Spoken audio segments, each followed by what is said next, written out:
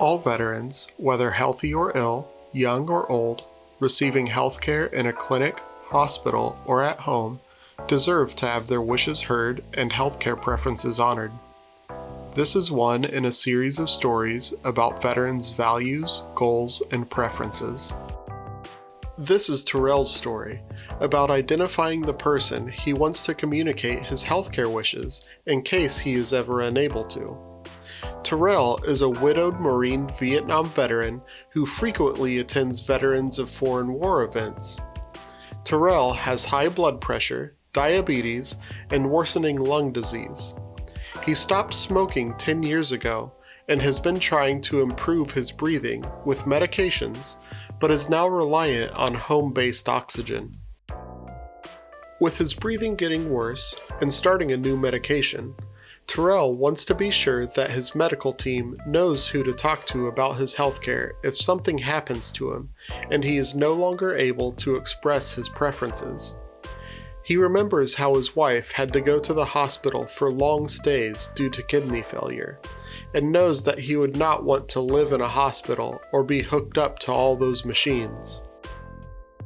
Terrell recently attended an advanced care planning group session and enjoyed learning from other veterans about planning for the future. He was concerned that if he became sicker, he did not know who could help him make medical decisions. Terrell was surprised to learn that his son would be his surrogate, meaning the person to make those healthcare decisions for him if he was unable. Terrell lives alone and doesn't talk to his son that often, but he has several close friends in the community, including his longtime friend Martin. Terrell and Martin have had many conversations about the future, what's important to them, and being there for each other.